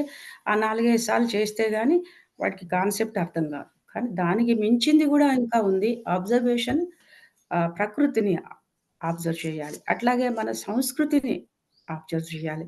మన భారతం ఏంటి? మనం రామాయణం ఏంటిది? అందులోని కథలేం చెప్పినాయి? తర్వాత మన నాటకాలేంటిది? మన మ్యూజిక్ ఏంటిది? సంగీత సాహిత్యాలు ఇవన్నీ కూడా మీరు కంటిన్యూయస్‌గా అటెండ్ చేస్తుండాలి. I made them compulsory to attend music programmes. Music programmes అసలు ఎట్లా మనల్ని ప్రభావితం చేసింది ఒక కళాకారుడిని. అంటే వాళ్ళు పాడుతున్నారు. మనం పాడడం లేదు. కానీ చిత్రకారుడిని ఎట్లా ప్రభావితం చేసింది. మేము అట్లాగే పోయేవాళ్ళం. అట్లాగే మాకు అదృష్టవశాత్తు మంచి గురువులున్నారు. వాళ్ళు మమ్మల్ని ప్రోత్సహించేవాళ్ళు. మేము పోయేవాళ్ళం. కంపల్సరీ చేసేవాళ్ళు. రవీంద్ర భారతిలో ఇవాళ సితార్ ప్రోగ్రామ్ ఉంది చూడు. ఆహ్, మీరు వెళ్లి వినాలి. లేకుంటే అలారాకాది తబలా ఉంటే గూడా మేము వెళ్లి వినేవాళ్ళం. తబలా ప్రోగ్రామ్ అయితుంటే గూడా. అట్లా చాలా ప్రోగ్రామ్స్ మేము వినే అదృష్టం జరిగింది. మంగళంపల్లి బాలమురళీ కృష్ణ గావచ్చు, అలాగే సుబ్బలక్ష్మి గారి అనేక కళాకారులే. మేము రవిశంకర్ గారియి అయితే మేమసలు వదిలేవాళ్ళమే గాదు. హైదరాబాద్‌కు రవిశంకర్ గారొచ్చిండంటే రాత్రి 9కి ప్రోగ్రామ్ మొదలైందంటే తెల్లారి 4కి అయ్యేది. నిద్రలు పోయి లేచేవాళ్ళం. పొద్దున్న లేచి సూర్యోదయం అయినాక ఇళ్ళలోకి బోయేవాళ్ళం. మా గురువులు వాళ్ళ అందరూ కలిసి ఒక కుటుంబంలాగా 50 మంది పిల్లలని మా గురువుగారు తీసుకొచ్చేవారు. ఆయన భార్య, ఆయన పిల్లలు, వాళ్ళ అమ్మ గూడా అందరూ కలిసి అంటే ఒక కుటుంబంలాగా ఏర్పడేవాళ్ళు. వాళ్ళతోని పోతే గూడా ఇంట్లో సౌఖ్యంగానే అంటే కంఫర్టబుల్‌గానే ఫీల్ అయ్యేవాళ్ళు. సో, అట్లా మమ్మల్ని ప్రోత్సహించేవాళ్ళు మా గురువులు. సో, ఇప్పుడు గూడా నేను అదే చెప్తాను పిల్లలకి. పక్కన రవీంద్ర భారతిలో ఏమైతుందో చూడాలి. ఒక కూచిపూడి డాన్స్ అంటే దాంట్లో ఏం కాంపోజిషన్స్ ఉంటది? వాళ్ళ ఆహార్యం ఏంటిది? రంగస్థల ఏంటిది? మర్యాదలేంటి? కళాకారుడు ఎట్లా అభినయిస్తున్నాడు? నువ్వు దాన్ని ఎట్లా క్యాప్చర్ చేయగలుగుతావు? ఎక్స్‌ప్రెషన్. అసలు ఉట్టి మ్యూజిక్‌తోనే వాళ్ళేదో ఒక భావాన్ని ఎక్స్‌ప్రెస్ చేస్తుంటారు. అందులో ఒక్కోసారి పదాలేముండవు. నటువాంగం ఏముండదు. కానీ ఆ కళాకారుడు తను ఆ భావాన్ని ఎక్స్‌ప్రెస్ చేస్తుంటాడు. అట్లా నీ బొమ్మలో కనిపించాలి. సో, ఇట్లాంటివి మనం చెప్పే అవకాశం కొంచెం ఫ్రీడమ్ ఎక్కువుంటుంది. అది నీకు ఎగ్జామ్‌లో రాకపోవచ్చు. కానీ ఒక గొప్ప కళాకారులుగా ఎదగాలంటే ఇట్లాంటియన్నీ కొంచెం బౌండరీస్ పెద్దవి పెంచుకోవాల. హద్దులు పెంచుకోవాలి. So, that was the main reason. కానీ అందరికీ అది సాధ్యం కాకపోవచ్చు. అగైన్ మళ్ళా నాకు సహకరించిన మా ఉపాధ్యాయులు గావచ్చు, తోటి కళాకారులు కావచ్చు, నా మీద నమ్మకం ఉంచి పంపించిన పేరెంట్స్ కావచ్చు. ఎందుకంటే ఈ సబ్జెక్ట్ చాలా మందికి తెలీదు. అసలు మీకొక 2 నిమిషాలు అసలు ఫైన్ ఆర్ట్స్ గురించి చెప్తాను. యూజువల్‌గా ఫైన్ ఆర్ట్స్ అంటే నేను చదువుకుంటున్న రోజుల్లో ఫైన్ ఆర్ట్స్ చేస్తున్నదంటే, ఫైన్ ఆర్ట్స్ అంటే ఫైనాన్స్ అనుకునేవాళ్ళు. ఫైనాన్స్. ఓకే. మన ఆర్థికంగా దాని గురించి ఏదన్నా స్టడీస్ కావచ్చు, డబ్బుకు సంబంధించిన, బ్యాంకుకు సంబంధించిన ఫైనాన్స్ అనుకునేవాళ్ళు. అబ్బా! వాణి చూసినావా ఫైనాన్స్ సబ్జెక్ట్ తీసుకుంది. భలే హుషారుంది లెక్కలు. లెక్కలు మనకు అత్యవసర మార్కులు. కానీ ఫైన్ ఆర్ట్స్ సబ్జెక్ట్ కానీ ఫైన్ ఆర్ట్స్ అంటే మనకు చతుషష్టి కళలలో మెయిన్ చెప్పేది. మేమైతే నేర్పిస్తున్నామో దాన్ని విజువల్ ఆర్ట్స్ అంటారు. కళ్ళతోని మనం చూస్తాం. కళ్ళతోనే మనం సబ్జెక్ట్‌ని ప్రేక్షకులకు తెలియజేస్తాం. ఫర్ ఎగ్జాంపుల్ ఒక పోస్టర్ ఉందనుకోండి. ఒక పోస్టర్ తయారు చేసినాం. ఈ సెల్ ఫోన్ అమ్మకానికి పోస్టర్ అది చూడంగానే ఆ పోస్టర్ మనం రోడ్డు మీద చూస్తాం, పేపర్‌లో చూస్తాం, మ్యాగజైన్‌లో చూస్తాం, హోర్డింగ్‌లో చూస్తాం. ఏది చూసినా ఈ ఫోన్ అడ్వర్టైజ్‌మెంట్ అని తెలుస్తుంది మనకు. సో, ఇది చిన్న పోస్టరే. దీన్ని విజువల్ అంటారు. అట్లాగే ఇప్పుడు చాలా మాధ్యమాలు చాలా వచ్చినాయనుకోండి. అట్లాగే పెర్ఫార్మింగ్ ఆర్ట్స్ అంటారు. దాంట్లో సంగీతం, నృత్యం ఇవన్నీ వస్తాయి. ఇన్‌స్ట్రుమెంట్స్ ఇవన్నీ గూడా రావచ్చు. అది పెర్ఫార్మింగ్ ఆర్ట్స్. ఇదేమో విజువల్ ఆర్ట్స్. విజువల్ ఆర్ట్స్‌లో painting, applied arts, advertising art, అట్లాగే స్కల్ప్చరు. ఇంకా ఇప్పుడైతే లేటెస్ట్ అన్నీ గూడా సినిమాలన్నీ అవే డిపెండ్ అయితున్నాయి గదా! యాక్చువల్లీ ఆగ్మెంటెడ్ రియాలిటీ అంటారు. ఇంకా ఏమేమో చాలా వచ్చినాయి. ఆర్టిఫిషియల్ ఇంటెలిజెన్స్ తోడైంది. ఇంకా సినిమాలన్నీ గూడా చాలా మల్టీమీడియాలోనే తీస్తున్నారు. స్పెషల్ ఎఫెక్ట్స్‌తోని తీస్తున్నారు. ఇవన్నిటికి ముందు ఈ బేసిక్ అయితే నాలెడ్జ్ బీఎఫ్ఏ కావాలి. విజువల్ ఆర్ట్స్‌లో ప్రవేశం ఉండాలి. సో, అట్లాంటి కాలంలో మేము ఫైన్ ఆర్ట్స్ కాలేజీ పెడుతున్నాం డిగ్రీ లెవెల్‌లో అన్నప్పుడు చాలామంది విమర్శించినారు. నాకెక్కువ డబ్బుందని, ఏం చేయాలో తెలియలేదని, ఇంజినీరింగ్ కాలేజ్ పెట్టుకోవచ్చు కదా! అని, టెక్నాలజీ సంబంధించి చేయొచ్చు గదా! ఇట్లాంటియన్నీ విమర్శలొచ్చినాయి కానీ, మా వారి సహకారంతోని. నేను చిన్నప్పటి నుంచి అదే ప్రొఫెషన్‌లో ఉన్నాను గనుక బాగా నమ్మకం ఆయనకి. తనకిష్టమైంది ఇప్పుడు మనకిష్టమైంది మనం ఎంతమంది మనకిష్టమైందని మనం జేస్తాం. కానీ ఒక చిన్న అవకాశం దొరికింది మా వారి వల్ల. నేనది దొరికింది. స్థాపించడం జరిగింది. ఇదైనా గూడా ఒక డిగ్రీ ప్రొఫెషన్ ఇది. స్టేట్ గవర్నమెంట్ అంటే యూనివర్సిటీతోనే అఫిలియేషన్ ఉండాలి. అట్లానే స్టేట్ హైర్ ఎడ్యుకేషన్‌తోని మనకు అప్రూవల్స్ ఉండాలి. ఏఐసీటీతోని అంటే all India council for technical education అనే ఒకటి పెద్ద బాడీ ఉంటుంది. వాళ్ళ అప్రూవల్ గూడా ప్రతి సంవత్సరం తీసుకోవాల్సొస్తుంది. ప్రతి హుహు. సంవత్సరం గూడా. ఇన్స్‌పెక్షన్‌కొస్తారు. యాస్ పర్ నార్మ్స్ ప్రకారం ఒక ఇంజినీరింగ్ కాలేజీలో గావచ్చు, ఒక ఫార్మసీ కాలేజీలో ఏదైతే నార్మ్స్ ఉంటాయో, ఆ నార్మ్స్ అన్నీ కూడా ఇక్కడ సేమ్ నార్మ్స్ అన్నట్టు. టెక్నికల్ ఎడ్యుకేషన్ కింద ఇది వస్తుంది. అట్లా భగవంతుడి దయ వలన, పెద్దల ఆశీస్సు వల్ల దాదాపు 33 సంవత్సరాల నుంచి ఈ కాలేజీలు నడుపుతున్నాను. ఒకసారి కాలేజీలు ఎట్లా స్థాపించాలో తెలిసిన తర్వాత, ఇక అక్కడికి ఆగదు గదా!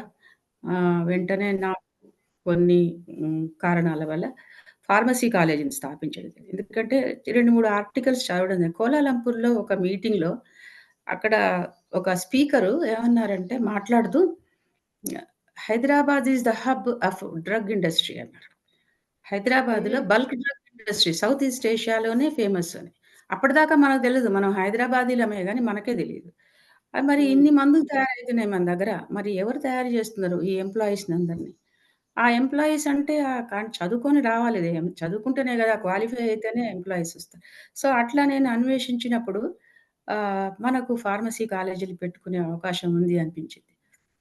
అది చాలా నీడ్ ఆఫ్ ద అవర్ అనిపించింది. అట్లా ఫార్మసీ ఓకే. కాలేజ్ ప్రపోజల్స్ పంపించడం జరిగింది. అప్పటిదాకా ఫార్మసీ కాలేజెస్ లేవు హైదరాబాద్‌లో. హైదరాబాద్‌లో కాదు హ్మ్. ఆంధ్రప్రదేశ్‌లో లేకుండే అప్పటి ఆంధ్రప్రదేశ్‌లో.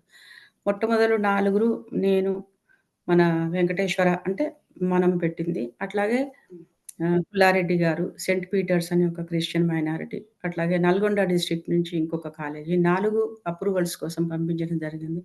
అప్పుడున్న ప్రభుత్వం గూడా వెంటనే రియలైజ్ అయినారు. మేము నలుగురమే వెళ్లి రిప్రజెంట్ చేసినాం. ఎందుకిది ఫార్మసీ కాలేజ్ అనన్నారు.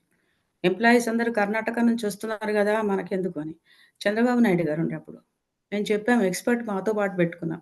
ఇగో ఇంత రిక్వైర్‌మెంట్ ఉంది. యంగ్‌స్టర్స్ చదువుకుంటే వాళ్ళకి ఇన్ని ఉద్యోగ అవకాశాలుంటాయి. మన ఉద్యోగాలన్నీ పక్క రాష్ట్రాల వాళ్ళకి ఇస్తున్నాం అని చెప్తే వెంటనే వాళ్ళు యాక్సెప్ట్ చేసి మనకు అప్రూవల్స్ ఇవ్వడం జరిగింది. ఇప్పుడు దాదాపు 80 ఫార్మసీ కాలేజీలున్నాయి తెలంగాణలోనే. అయినా ఇంకా షార్టేజే. మనకు మొన్న కరోనా కాలంలో ప్రపంచానికి మనం భారత్ బయోటెక్ కావచ్చు, అరబిందో కావచ్చు, రెడ్డి ల్యాబ్స్ ఇవన్నీ గూడా మన పిల్లలు అక్కడ పని జేస్తుంటారు. అనేక కళాశాలలో మంచి క్వాలిఫై అయిన పిల్లలందరూ. సో, మన ప్రపంచానికంతా మనం మందులు ఎగుమతి చేసే స్థాయిలో ఉన్నాం మనం ఆంధ్రప్రదేశ్. తెలంగాణ ఎస్పెషల్లీ హైదరాబాద్‌లో. సో, ఇవన్నీ అట్లా జరిగింది. ఆ తర్వాత ఆర్కిటెక్చర్ మేము చదువుకున్నది ఫైన్ ఆర్ట్స్ అండ్ ఆర్కిటెక్చర్ అని మేము చదువుకున్నాం. అంటే నామెన్క్లేచర్‌లో చదువుకున్నాం.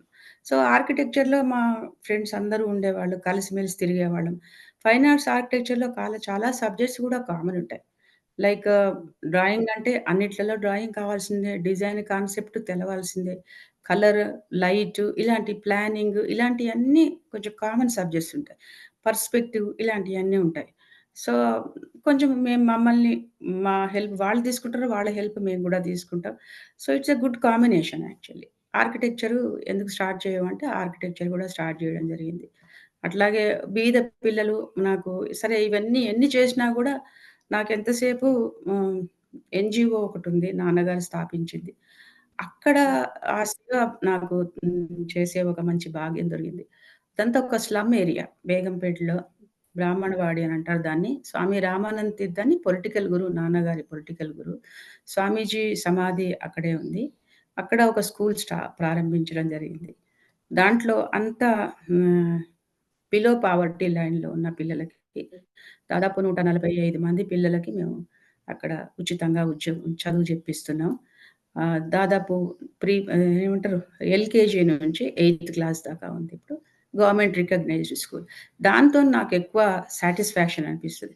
ఫీజు కట్టి ఓకే. చదువుకునేవాడైతే పర్వాలేదు. కానీ ఫీజు కట్టలేక పిల్లల్ని రోడ్ల మీద వదిలేసిన పిల్లలు గదా! హ్మ్. ఎందుకంటే వీళ్ళు హ్మ్. రేపొద్దున మళ్ళా పెద్దవాళ్ళైతారు.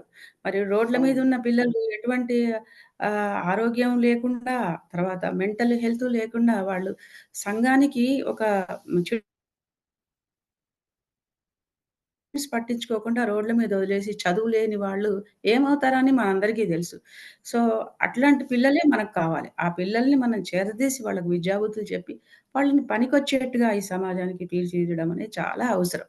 సో, ఒక 145 మంది పిల్లలకు మాత్రం మేమక్కడ చేయగలుగుతున్నాం ఇప్పటిదాకా. హుహు. సో, దానివల్లే నాకెక్కువ సాటిస్ఫాక్షన్. ఇక్కడైతే ఫీజులు కడతారు, జాయిన్ జేస్తారు. కానీ ఇది కావాలి ఇక్కడ.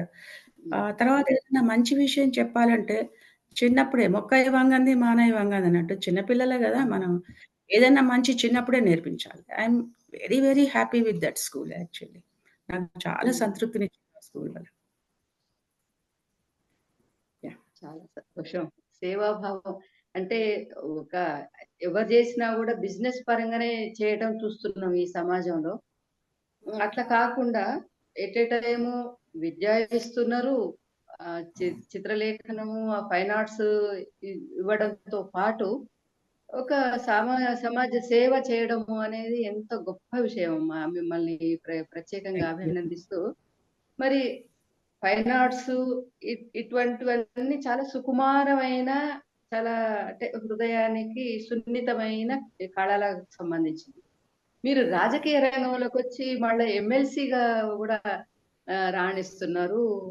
ఎమ్మెల్సీగా ప్రజలకు చేస్తున్నా, ఇంకా ముందు చేయబోయే సేవలు ఎలా ఉంటాయి అని మేము తెలుసుకోవాలనుకుంటున్నాం. జీవితము ఒక నది లాంటిది. ఎప్పుడు ఎటు ఎటు వంపొస్తుందో తెలీదు మనకు వర్షాకాలంలో. మామూలుగా ప్రవహించేవి పోతూనే ఉంటాయి. మళ్ళీ పెద్ద వర్షం పడంగానే, తుఫాను రాంగానే అది ఎటు పోతదో తెలవదు మనకు. అనుకోని వంకలు, డొంకలు ఇదే జీవితం ఒక నదితోని పోల్చినట్టుగా. ఇది రాజకీయ రంగ ప్రవేశం అనేది చాలా ఒక అనూహ్యమైన సంఘటన నా జీవితంలో. హ్మ్. నాయన గారి పివి నరసింహారావు గారి శత జయంతి ఉత్సవాల సందర్భంగా నన్ను చాలా సార్లు మీటింగుల్లో అంటే నేను గూడా కామన్ మెంబర్‌ని గనక మన బీఆర్ఎస్ పార్టీ నేత కేసీఆర్ గారు ఆ మీటింగ్‌లో చూడటం జరిగింది.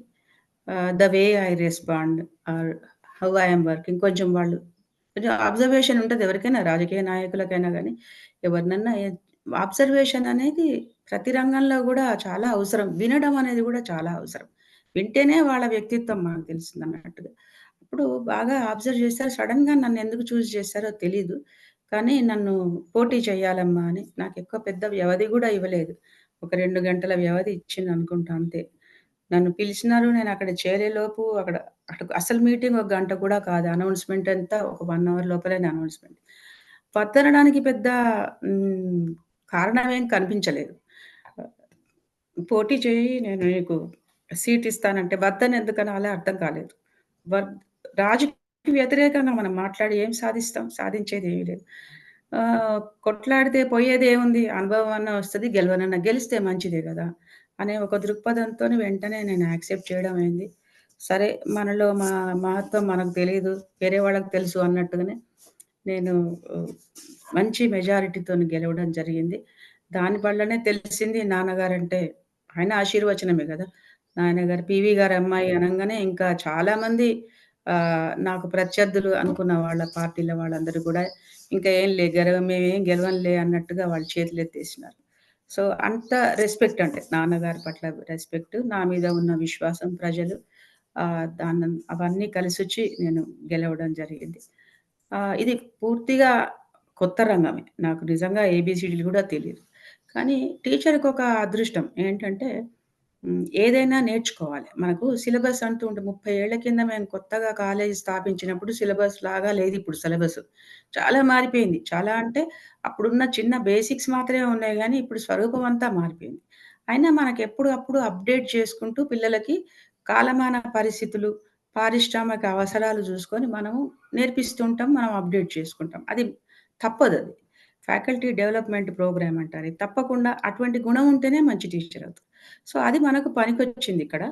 సో, ఏ విషయమైనా కొంచెం కీన్‌గా ఆలోచించి, విని, ఒకటికి 4 సార్లు విని, మళ్ళీ మనం కూడా మాట్లాడగలిగే స్థాయికి ప్రజలకు ఏదన్నా వాళ్ళకి పనికొచ్చే ఏదన్నా పని చేయడము, వాళ్ళకి హెల్ప్ చేయడము, రిప్రజెంట్ చేయడము. గత 3 సంవత్సరాలుగా ఇది కూడా చాలా ఛాలెంజింగ్ జాబే. కానీ నేను ఎంజాయ్ చేస్తున్నాను నిజంగా కూడా. ఎప్పుడైనా గానీ ఒక పని చేస్తున్నప్పుడు అందులో ఛాలెంజెస్ ఉండాలి. ఉట్టి నిశ్శబ్దంగా మొనాటనస్‌గా ఉంటే అందులో ఏమి గొప్పతనం లేదు. ఏదో ఒకటి మనం ప్రజలకేదో సేవ చేసే డైరెక్ట్‌గా. నేను అంతకుముందు విర్రవీగేదాన్ని. ప్రజాసేవ చేయాలంటే ఒక అధికారం ఉండాలా? లేకున్నా గూడా చేయొచ్చు గదా! నిజంగా కూడా రామానంద తీర్థ పక్షాన మెమోరియల్ పక్షాన నేను చేసే పనులు చాలా సర్వీస్ చేసేదాన్ని. అనేక రంగాల్లో. కుష్టు వ్యాధుల దగ్గర నుంచి, వాళ్ళ దగ్గర నుంచి మొదలుపెడితే స్టూడెంట్స్ ఎవరైతే ఆల్కహాలిక్ వాళ్ళు వాళ్ళను కౌన్సెలింగ్ చేసి ఆహ్, ఆహ్, అడిక్షన్ అయిన సెంటర్‌లోకెళ్ళి పిల్లలతోని మాట్లాడి మారడానికి ట్రై జేసి, అట్లాగే చదువు పట్ల వ్యతిరేక భావంతో ఉన్న పిల్లల్ని కౌన్సెలింగ్ చేసి, మళ్ళీ కాలేజీకి పోయేటట్టుగా చేసి, ఇట్లాంటి అనేక తర్వాత కొంచెం మందబుద్ధి గల పిల్లల తల్లిదండ్రులందరిని పిలిసి, వాళ్ళతోని వర్క్‌షాప్స్ నిర్వర్తించి ఎందుకంటే పేరెంట్స్ ఏం జేస్తారు, మా పిల్లవాడే ఇట్లున్నాడు గావచ్చనుకుంటారు. కానీ 100 మంది పేరెంట్స్ ఒచ్చినప్పుడు ఇట్లాంటి వాళ్ళు సొసైటీలో ఉన్నారు. ఆ తల్లిదండ్రులు వాళ్ళ పిల్లల్ని ఎట్లా పెంచుతున్నారు? మనం ఎట్లా పెంచాలి? సో, వీళ్ళు ఇంటరాక్షన్ ఉన్నప్పుడు ఈ మందబుద్ధి గల పిల్లల పేరెంట్స్ అందరూ ఒకరొకరు ఇంటరాక్షన్ మాట్లాడుకొని వాళ్ళు చేసిన కొన్ని వాళ్ళెట్లా ప్రవర్తనను ఎట్లా మార్పు చేసి కొంచెం పనికొచ్చేటట్టుగా చేయడము, ఇట్లాంటియన్నీ దోహదపడే కార్యక్రమాలు. ఇలాంటియి చాలా చేసినాము. కానీ ఒక అధికార పార్టీలో ఒక చిన్న అధికారం వచ్చినప్పుడు 10 మందికి, 20 మందికి, 100 మందికి చేసే స్థితి నుంచి నువ్వు వేల మందికి చేయగలవు. అదొక వెసులుబాటు నాకు కల్పించినందుకు నేను తెలంగాణ ప్రభుత్వానికి ఎప్పటికీ రుణపడి ఉంటాను. ఎస్పెషల్లీ బీఆర్ఎస్ కేసీఆర్ కేసీఆర్ గారికి ఎప్పుడు నేను రుణపడి ఉంటాను. నాకొక వేరే ఒక రంగంలో నాకొక మళ్ళీ గుర్తింపు తెచ్చిన సంగతి ఇది. అంటే రాజకీయ రంగం అంటే అంత ఈజీ కాదు. కానీ పెద్దల ఆశీస్సులే ఇవన్నీ. నా గొప్పతనం లేదని అనుకుంటున్నాను. అయితే ఇప్పుడు ఈ 2 రంగాలలో మీ భవిష్యత్తు ప్రణాళికలేమిటి? భవిష్యత్తు నాకింకా 3 సంవత్సరాల టైముంది. నేను ఎమ్మెల్సీగా. హ్మ్. ఎమ్మెల్సీగా పని చేసుకుంటూనే నేను కొంత ఆహ్, ఎడ్యుకేషన్‌కి సంబంధించిన దాంట్లో గూడాను ఎప్పుడు అవకాశం వచ్చినా నేను పిల్లలతోని ఉండడానికే ప్రయత్నం జేస్తాను. నాకు చాలా ఇష్టం గూడాను. సో, హ్మ్. వాళ్ళను ఏమంటారు వృత్తి నైపుణ్యాలు పెంపొందించుకునే దశగా, లేకుంటే వాళ్ళ పర్సనాలిటీ డెవలప్ అయ్యే దిశగా, లేకుంటే ఇంకా మోర్ డిసిప్లిన్. ఇప్పుడు చాలా సార్లు ఏమంటారు నాకు మూడ్ లేదంటారు. ఎస్పెషల్లీ హ్మ్. ఫైన్ ఆర్ట్స్‌లో ఆర్టిస్ట్‌లు మా అప్పుడేమనుకునేవాళ్ళు నాకు మూడ్ లేదు ఇప్పుడు నేను చెయ్యను అని. కానీ ఇప్పుడు అట్లా కాదు. నువ్వు ఈ హ్మ్. టైం నుంచి ఎట్లాగైతే ఒక సాఫ్ట్‌వేర్ ఇంజినీర్ ఎట్లా పని జేస్తున్నాడో అట్లా పని జేయాలి. అట్లా డిమాండొచ్చింది. స్పెషల్లీ ఫైన్ ఆర్ట్స్‌కి అంత డిమాండొచ్చింది. ఒకప్పుడు ఫైన్ ఆర్టిస్ట్ అంటే వీళ్ళు మాట్లాడరు. ఓ మూలకలా కూర్చుంటారు. జీవితాంతం ఒక అవకాశం కోసం చూస్తుంటారు. అంతే ఇగ అవకాశం రాదు. వాళ్ళు అట్లనే అంతరించిపోతారు అనే ఉండేది. కానీ ఇప్పుడు అట్లా కాదు. ప్రతి రంగానికి గూడా ఒక ఆర్టిస్ట్ చాలా అవసరం. హ్మ్. చాలా అంటే మీరు సినిమా ఎంటర్‌టైన్‌మెంట్ నుంచి మొదలుపెట్టేదుంటే, మీరు కొన్ని సినిమాలైతే ఈ మధ్యన పూర్తిగా టెక్నాలజీ మీదనే సంబంధించినవొచ్చినాయి. ఊరికే పేరుకే హీరో ఉంటాడు గానీ, హీరోయిన్ ఉంటుంది, కథ నడుస్తుంది గానీ, నడిపించేదంతా ఆర్టిస్ట్‌లే. ఈ హ్మ్. ఏమంటారు టెక్నాలజీ మీద నడుస్తున్న ఆర్టిస్ట్‌లే. సో, దాంట్ల అనేక మంది కావాలి. చాలా ఆర్టిస్ట్‌ల రిక్వైర్‌మెంట్. నేను ఒకప్పుడు ఆర్టిస్ట్‌ను లుక్ డౌన్ అంటే చాలా తక్కువగా జేసి మాట్లాడిన కాలాన్ని జూసినాను. ఇప్పుడు ఆర్టిస్ట్ లేకుంటే నడవని కాలాన్ని జూస్తున్నాను. సో, అట్లాంటి అనేక రంగాల్లో ఒక చిత్రకారుడికి చాలా అవసరం ఉంది. అసలైన చిత్రం వేసేది వాడే. దాన్ని ఇంకా ఎన్ని తీర్ల మ్యానిపులేట్ అన్నా టెక్నాలజీ చేస్తుంది గావచ్చు. మీడియం చేస్తుంది కావచ్చు. లేటెస్ట్ మీడియం కానీ అసలైన చిత్రకారుడు చాలా తక్కువ మందున్నారు. ఇంజినీరింగ్ కాలేజీలు వందల కొద్దున్నాయి. ఫార్మసీ కాలేజీలు వేల కొద్దున్నాయి. కానీ మరి what about fine arts colleges? So, హ్మ్. ఆర్ట్ రిక్వైర్‌మెంట్ చాలా ఉంది. ఆర్ట్‌లో ఉన్న గొప్పతనం ఏందంటే, నీ చదువుతో పాటు మనిషి పూర్తిగా ఒక ఆధ్యాత్మిక చింతనతోని అసలు అబ్జర్వేషన్ చేసి, చేసి ఏమైతుందంటే, ఒక మంచి చింతన, ఒక మంచి హ్యూమన్ బీయింగ్ తయారవుతాడిక్కడ. ఒక మంచి అంటే గ్రాడ్యుయేట్స్ అందరవుతారు. కానీ మంచి గ్రాడ్యుయేట్స్. మంచి మనిషి కావాలి. ఈ సమాజానికి మంచి మనిషి కావాలి. ఎవరైనా అవును. తినేది అదే అన్నం గదా! అదే బట్ట గదా! హ్మ్. అదే గాలి, అదే నీరు. కానీ మరి మంచి గ్రాడ్యుయేట్. అన్ని కాలేజీలు అదే డిగ్రీ ఇస్తున్నారు. కానీ వాట్ ఈస్ ద అసలు ఈ కాలేజీకి ఏమి చేంజ్ ఉన్నది? ఈ కాలేజీలో చదువుకున్న గ్రాడ్యుయేట్‌కి వాట్ ఈస్ హిస్ చేంజ్ అంటే ఒక సౌమ్యుడు, ఒక సొసైటీ పట్ల బాధ్యత కలిగిన వాళ్ళు. ఎందుకంటే ఇందులో కొన్ని సబ్జెక్ట్స్ కూడా ఉంటాయి. ఒక 100 పేజీలు, 1000 పేజీలు చెప్పలేని మాటని ఒక చిన్న పెయింటింగ్ ద్వారా మనం కమ్యూనికేట్ చేయగలం. ఒక ఫోటోగ్రాఫ్ హ్మ్. వల్ల మనం కమ్యూనికేట్ చేయగలం మెసేజ్‌ని. ఇప్పుడు మనం సోషల్ మీడియా మాధ్యమం బాగా పెరిగిపోయింది ప్రతి ఒక్కరికి. ఏమాత్రం రాసే పరిజ్ఞానం లేకున్నా ఒక బొమ్మతోని దే కెన్ కమ్యూనికేట్. అది క్రైమ్ హ్మ్. కావచ్చు, ఎంటర్‌టైన్‌మెంట్ కావచ్చు, ఆధ్యాత్మికత కావచ్చు, ఒక ఎడ్యుకేషన్‌కి సంబంధించి ఇన్నిట్లలో సంబంధించింది ఒక ఆర్టిస్ట్ కావాలి. సో, మంచిగా ఎఫెక్టివ్‌గా ఒక విజువల్ ఆర్ట్‌ని వెయ్యాలి అనంటే, మంచి ఆర్టిస్ట్ కావాలంటే మంచి విద్యా సంస్థ ఉండాలి. సో, ఐయామ్ సో హ్యాపీ అట్లా నేను ఎటువంటి చింత లేదు. మా పిల్లలకందరికీ మంచి ఉద్యోగాలు అన్ని ఫీల్డ్‌లో దొరుకుతున్నాయి.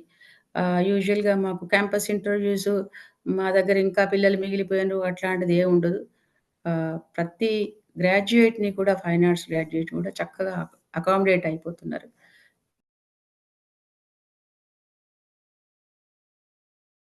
వీడియో నచ్చినట్టయితే తప్పకుండా లైక్, షేర్ అండ్ సబ్స్క్రైబ్ చేయండి.